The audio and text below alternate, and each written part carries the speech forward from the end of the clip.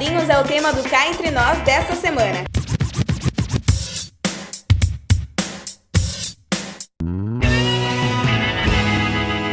É certo que o gibi, como a gente conhece hoje, ele só vai aparecer depois de 1900 e pouco. Mas em 1865 apareceu uma prancha dominical que saía no jornal norte-americano, onde tinha um personagem que era um personagem meio sarcástico, meio engraçado e que era crítico, na verdade, que era o Yellow Kid, né, do Outcault.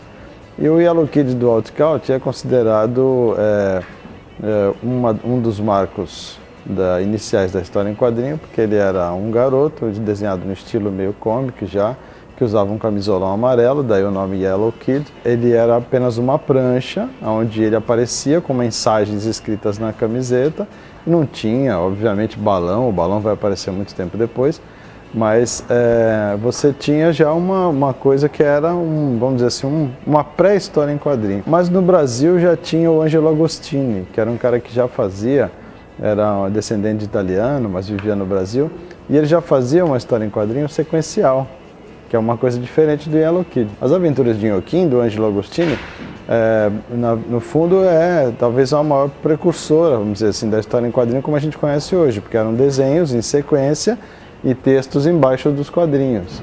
Que durante muito tempo foi assim que a história em quadrinho evoluiu, quer dizer, o próprio Príncipe Valente, por exemplo, do Harold Foster, era assim, eram quadrinhos onde não existia balão e o texto vinha embaixo.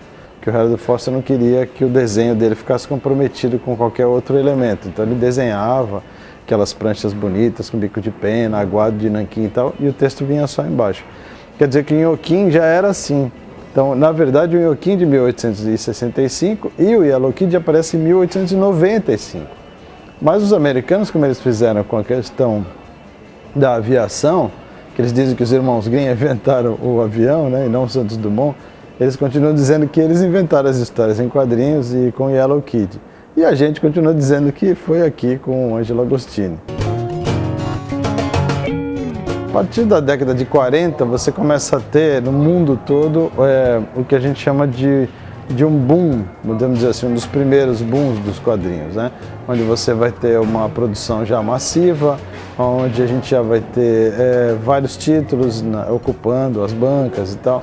No Brasil isso vai acontecer em menor escala, mas nos anos 60 e 70 nós vamos ter aqui uma verdadeira indústria de quadrinhos, com os quadrinhos vendendo na casa de milhões de exemplares, coisa que nunca mais se repetiu, nem no Brasil, nem na América Latina, né?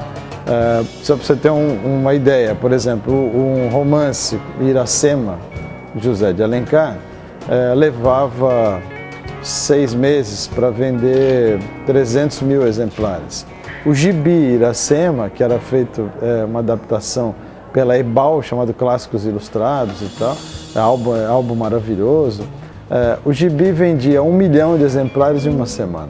Nós vamos ter nessa época, entre os anos 40 no Brasil, entre os anos 40 e os anos 70, um grande pico de consumo de quadrinhos e o grande número de edições, né, de quadrinhos, de super-heróis, adaptações de obras literárias, né, o Guarani, Iracema, Uruguai, Primo Basílio, tudo que você possa imaginar, né, era adaptado e tal. E aí depois a gente tem também um encolhimento por conta das críticas, principalmente da igreja, né, e dos setores mais conservadores da sociedade, através de entidades como o TFP, a Tradição, Família e Propriedade. E aí então a gente vai ter realmente um encolhimento da indústria até meados dos anos 80, onde a indústria de quadrinhos de super-herói tem um renascimento e a partir daí esses consumos se mantêm de médio para baixo. Então hoje a gente já não pode falar em milhões e milhões, né? Quem mais vende revista em quadrinho no Brasil é Maurício de Souza, né? A Turma da Mônica, Cebolinha, Cascão e tal. Você tem hoje verdadeiros parques gráficos com velocidade de impressão e de distribuição assim, absurdas, né? A internet também, né, afetou bastante esse conceito. Nós temos também uma evolução de forma e de conteúdo. Quando a gente fala gibi, por exemplo, que é uma palavra que vem ancorada num personagem, né, antigo no Brasil, que era um negrinho descalço que andava com uma trouxinha nas costas e tal, e que estampava a capa de uma revista chamada Gibi e que acabou virando sinônimo de história em quadrinho. Hoje você não pode falar gibi para qualquer tipo de história em quadrinho. Então hoje nós temos verdadeiras novelas gráficas, como dizia Will Eisner, né, que é um dos mais criativos quadrinistas de todos os tempos, desde álbuns tratados com luxo, né, e requinte, como se fossem livros de arte, por exemplo, mesmo, e até histórias adultas, histórias de conteúdo forte, histórias com cenas até de sexo explícito, consumo de drogas, uma série de coisas. Então evoluiu bastante nessa questão. E do ponto de vista gráfico, você tem hoje as novas tecnologias, né, ancoradas nos programas de edição, aonde você pode criar efeitos. Quer dizer, o artista hoje ele já não está mais sozinho, não é mais ele, o lápis e o papel, né? Isso continua sendo a base da indústria, e esses artistas que trabalham quase que exclusivamente com pintura e desenho do tipo acadêmico são os mais valorizados. Mas eles produzem lentamente, então a indústria hoje ela quer velocidade. A gente já não pode mais dizer, falar gibi para qualquer história em quadrinho, né? Como se isso fosse, não que gibi seja pejorativo, é que é um termo que ficou ligado àquele quadrinho mais simples, aquele quadrinho de massa, né? Aquele quadrinho feito realmente em série, aquelas séries longas, tipo Recruta Zero, a própria Turma da Mônica, esses quadrinhos mais simples que a gente lia em revistinhas de papel jornal, né? Então, isso aí a gente já não pode falar para algumas revistas, que são vendidas inclusive só em livraria, não vão nem para a banca, né? O próprio Maurício de Souza, agora comemorando 50 anos aí de carreira, lançou um livro agora, está sendo distribuído só em livrarias. É um gibi, né, entre aspas, desenhado por vários artistas brasileiros homenageando o Maurício e que só está sendo vendido em livraria, ou seja, o tratamento é de livro, e livro de arte, papel bom, capa dura, plastificada, várias cores. Como quem consome quadrinho hoje no Brasil praticamente é adulto e do público masculino,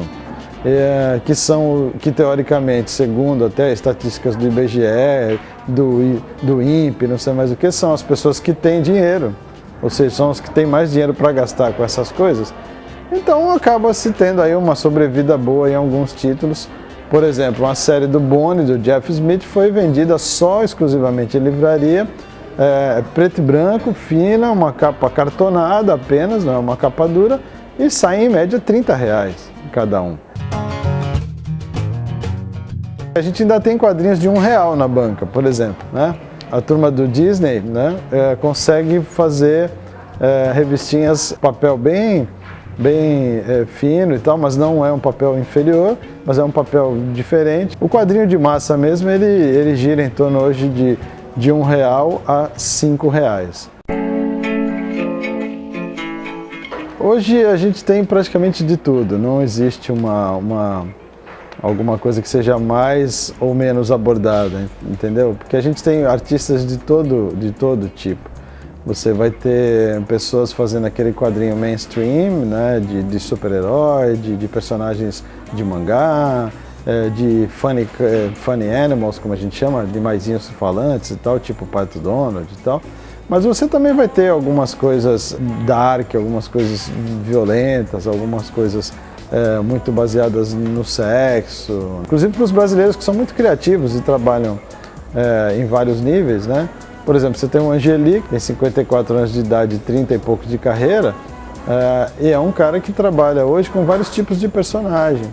E ele tem personagem, inclusive, para criança, que é o Ozzy, que é um roqueirinho que usa uma touquinha de lã e tal. E ele tem personagens pesados, como o velho cartunista, que ele diz que é ele mesmo, né? Que é um personagem desiludido da vida, sarcástico, vive em crise de criação e tal. Você tem caras, por exemplo, como Alan Sieber, que trabalham quadrinhos em cima daquilo que ele mesmo diz que é o pior do ser humano, né? Ele fala que ele gosta de trabalhar com essas coisas, os sentimentos mais baixos do ser humano. Então os quadrinhos do Sibeli não são para qualquer pessoa, não são para qualquer estômago. Eu considero ainda o Will Eisner um dos maiores, né? O criador do Spirit. Ele revolucionou na maneira de se desenhar, na maneira de se apresentar o quadrinho. Ele usou técnicas cinematográficas, um gênio na arte de contar histórias, né? Eu gosto muito do Jeff Smith, um americano que tem um traço limpo, bonito, né? Que desenha o Bonnie, que é um quadrinho muito gostoso de ler, uma mistura de Turma da Mônica com O Senhor dos Anéis, se isso é possível, né? É uma coisa muito gostosa, muito prazerosa. O próprio Ziraldo, o brasileiro Ziraldo, que fez durante muito tempo a Turma do Pererê, que era uma coisa ótima, né? Um quadrinho lúdico, gostoso de ler e tal. Hoje ele não faz mais esse tipo de trabalho, mas assim, o trabalho dele está aí, né? Ficou. É um dos grandes autores brasileiros. Desenhistas, cartunistas, chargistas, desenhistas de humor, né? Nós temos aqui vários grandes artistas, né? Em vários níveis. Desde aquele pessoal que trabalha hoje nas grandes editoras nos Estados Unidos, muita gente até critica esse tipo de trabalho, acha que é um trabalho menor e tal, mas são brasileiros como o Ivan Reis, o Deodato, que são caras que estão aí porque batalham, porque sabem fazer. Jaguar, Milor, que está bem velhinho, mas continua produzindo algumas coisas e tal, né? O Da Costa, que é um cara importante dentro do panorama do desenho de humor, considerado pelo próprio Ziraldo como o último desenhista de humor, né, do Brasil. Que à primeira vista fica claro é que a revista em quadrinho ela é uma mídia sem tempo. Ou o tempo dela já passou, ou o tempo dela ainda vai vir, mas não é esse tempo de hoje. Então, a grande dificuldade hoje para a sobrevivência do quadrinho é fazer novos leitores. Não só nas novas gerações, nas gerações que já liam também e deixaram de ler. Porque uma coisa que a gente nota, até isso, e numa das últimas pesquisas que eu fiz apareceu, muitas pessoas restringem o quadrinho à infância. Como se, por exemplo, um homem de 40 e poucos anos não pudesse ler quadrinho, ou fosse uma coisa feia, ou deslocada, ou fosse alguma coisa meio estranha. Mas não é, porque tem quadrinho para todo gosto. Então, existem quadrinhos que talvez só devessem ser lidos por homens de 40 anos. Como é que você vai formar um leitor de quadrinho? Colocando a criança em contato com o quadrinho. Então, seria necessário que nós tivéssemos, por exemplo, mais gibitecas municipais. Em Santos até temos, mas assim, tem cidades que não tem nada. Tem cidades no Brasil que não tem banca de jornal. Muito mais tranquilo ficar atrelado ao computador ou à televisão. Amanhã tem mais entrevista. Não perca!